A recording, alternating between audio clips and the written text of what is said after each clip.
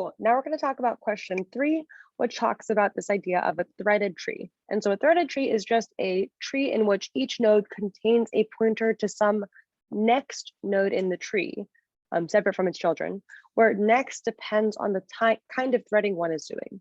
So for example, here is a threaded binary tree in which the nodes are threaded in post order, right? And so we can see that the binary tree has its normal left and right children pointers, but it also has these pointers that do the binary search tree post order. Recall that post order says, visit all my children, then visit me, right? So I get visited post the visitation of my children, which is why A is sort of the last thing in this post order, right? Because we have to visit all of A's children before we can visit A. If you're not that familiar with how post order works, I would really recommend that you review the lectures or discussions that cover tree traversals, just because that's sort of the foundational knowledge that we're using here. And so we have this class t-bin tree, which is a threaded binary tree node, and it has, like a normal binary tree, its left and right children pointers, as well as the value or label, but it also has the thread, which is sort of this next, or the dotted lines in this example. And we want a method that is going to specifically take in an already made binary tree, so one that has the left and right pointers all filled in, but thread it or add these dotted lines that go in the binary search tree post order traversal. And so that is sort of the problem that we're given here.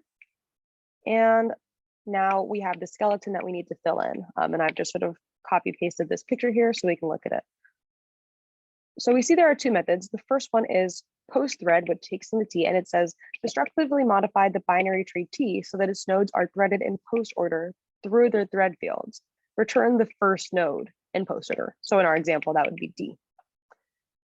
Then we see there is a sort of helper method, post thread 2, which gets called from the first one. And post thread 2 is going to thread the nodes in the subtree rooted at T, and then add them onto the thread after the node prev. It will return the last node of the resulting thread. And so right away, what I'm thinking about is, what do I think I can do already? Like, what puzzle pieces do I know have to fit somewhere? And so looking at line 3, just going sort of top to bottom, what I see is that, okay, at this point, I've defined some sort of sentinel, which is a special case, and its thread field is used to hold a pointer to the first node in post order, which means in this example, right, we said the sentinel's thread field holds a pointer to the first node in the post order, or in this example, D. And so sentinel is the special node that we can imagine lives right here. Okay, good enough. And so that's what sentinel does. And looking at what I could possibly pass in to post thread 2, well, what are the arguments that it accepts? The first one is T, which is the tree that it's going to thread. And then the next one is sort of prev, or what I'm going to guess is like the previous node that we had just sort of finished up threading. And so based on this, I know the goal of post thread overall is to thread the tree rooted at T, right? Initially, we'd call this and pass an A, right? So T equals A at this level. And if A is what I want to thread, and the first argument to post thread 2 is the tree I want to thread, then I should probably be passing in T here, right? Because I want to thread the whole tree rooted at T, which is what this argument is. And I've used T here. I have this sentinel thing. And so taking another leap of faith, I don't know exactly how this will work. It might not work, but I'm going to guess that sentinel is probably the other thing to pass in here. And this is sort of just, honestly, nothing to do with 61B skills. This is just a test taking sort of skill thing, right? Where I recognize, okay, I know T belongs here. The only other thing I have is sentinel. So I'm going to put that there and see what happens. So far, so good. And then we're going to look at what else do I think I could fill in, not knowing much about how I'm going to approach this. Well, I see that there are two recursive calls to post thread 2 here. And what I know about BSD post order is that I always do my left, then my right, and then me, right? I do all my children, left, right, and then I do me. And so I'm going to make a guess that the recursive call here should first go to my left children, then to my right children, and then to me.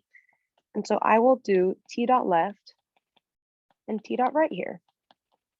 Again, this is a guess for the first argument. I'm not 100% sure, but let's see how this works.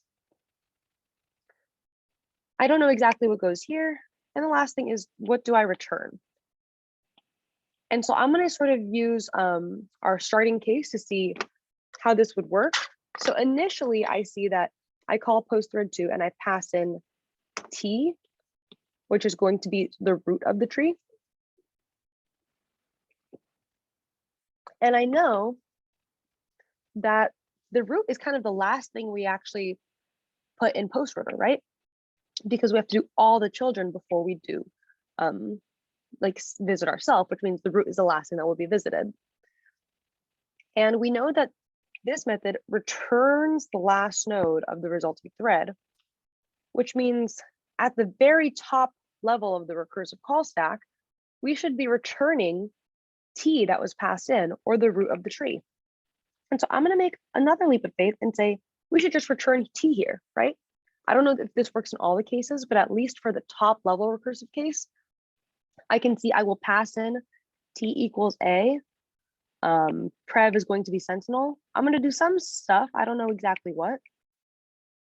But at the end of the day, I want to return t because that is the root or the last node of the resulting thread. Cool. So far, so good. And now the last sort of leap of faith thing I want to look at is what happens at line 12 and what is sort of the point of this prev argument. So we see sort of based off this Java doc and also just the name prev. Prev is the previous node in the thread, right? So for C, prev would be F because that's the previous thing in the thread, the previous thing we sort of visited in the post order. Similarly for A, prev is C.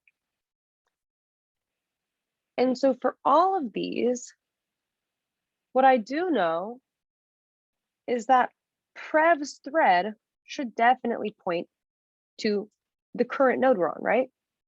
If T is sort of the current place in the post order we're at, then prev's thread should definitely point to T. And so I'm going to make one last leap of faith here and say prev.thread equals T. Based on the fact that I know that the previous thing in the post order's thread should point to the next thing.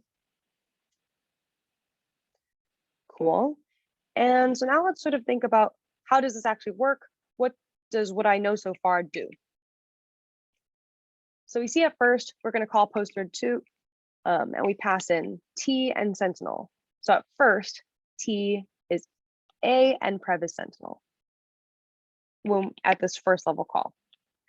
What I do then is that I recursively call post thread 2 on t.left, which here is a.left.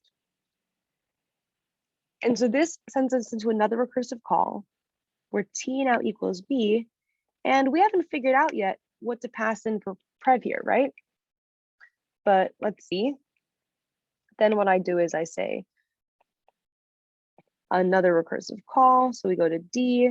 We're still not sure what prev is. And then we see at the D level, when we do our recursive calls to our children, T is equal to null because D's left and right is null. And so now we've sort of reached this case. Now, we know that whatever gets returned here, right, at the sort of like bottom, like below the leaf level, is going to basically result or determine what prev is, right? Because prev gets assigned to the result of these calls. And so looking at the case where we're sort of at the D level recursive call, right? T equals D. we see that prev will be whatever gets returned here, and prevs.thread will be set to D. So who should prev be at this point in time? Whose thread should point to D? Well, that's going to be the sentinel, which means somehow sentinel had to get passed down all the way to D, right? And so what ways do we have to pass information down this stack or this series of calls? Well, the only thing we haven't used yet, or we're not sure what it does, is prev, which means prev could be where we're passing along that information. And so maybe prev gets passed along. In other words, prev is just sort of passed down the call stack.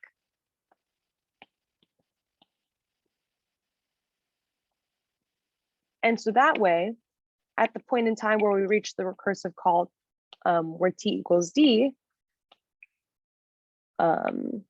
if t equals null, we could just say return prev, which is sentinel here, right? And then after these two calls, prev is still equal to sentinel, right? Because we said, basically all we're doing is just prev is just passing around sentinel over and over and over. And then we'll set sentinels.thread equal to t, which successfully makes sentinel point to D, or the first thing in our post order, right? Because that's what we said sentinel should do. Okay. And then remember, based off the logic we had earlier, after all this, we're just going to return T, which is D at this level, because we were looking at this call. And so we return D, and we sort of go back up the recursive call stack to B. Now looking from B's perspective, what just happened? Well, B had just finished calling post thread 2 on its left child D. The result of that returned D, like we just said, right? It returned the node we were at. And so now prev is set to be D. Okay. So prev is no longer sentinel at this call. Prev is D. But then what happens? Well, I make this recursive call on my right child. Okay. So now we're at a call where T equals E and prev is D, right? Because that got passed down from the B level because prev had been reassigned to D in this line. And so this is awesome because we see, oh yeah, prev actually is the previous thing in my post order, right? D is the thing that comes prev or previous before E. And so this is awesome. And so now looking from the E point of view, when we're at the E recursive call, what's going to happen? Well, from E, we're going to enter this call on E.left, which is null. And we pass in prev, which is D. And so sort of showing this recursive call, we'd pass in null and D, right? Because E's left child is null, we simply return prev, which is D. And so prev is set equal to D, which already was. Then the same thing happens on the right, right? Because the right child is also null. And so prev is still D.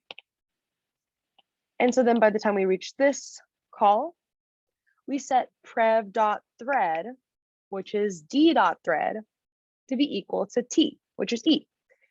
And so D.thread gets set to E, which is exactly what we wanted here, right? And I realize this diagram might be a little confusing because the dotted lines are already there. But if we do a version where we're imagining as we go along, we can see the state of what we have so far. Sorry, I'm filling this in. Is that we have successfully done the thread pointers. Sentinel.thread is D. D.thread is E. Cool. And we're just going to keep making sure this works, but so far so good, right? I also realized I never wrote it in, but we're returning prev here based on what we had found earlier, right? Because it just happens to work that way. And So at the E recursive call, then we had successfully set D's thread to be E, and then we return E. Now, it's kind of confusing sort of keeping track of this recursive call stack in our heads, right? But what we see is that we return up from E to the B level, right, where we had just finished executing this line, right? That was the recursive call to E. And so we evaluated it, and it returned E, is what we said, right? Which means at the B level, prev is now set to E. So prev is E, and then we set prev.thread equal to T. And so that says prev, which is E, your thread now points to the current node, which is B. And then we return B. And this continues so on and so forth. And you can do this on your own time, keep following the sort of recursive call logic, but eventually it's going to correctly set up everything we need. And so it does all these pointers. And then at the very end, the question is, what do we return here? Well, we want to return the start of this whole thing. And where does that live? It's certainly not T, right? Because at the level here where we're trying to return, T is A, which is the last thing in post order. Instead, what we want is D, which happens to be Sentinel's thread. And so we're going to return sentinel.thread here. And that is the whole problem.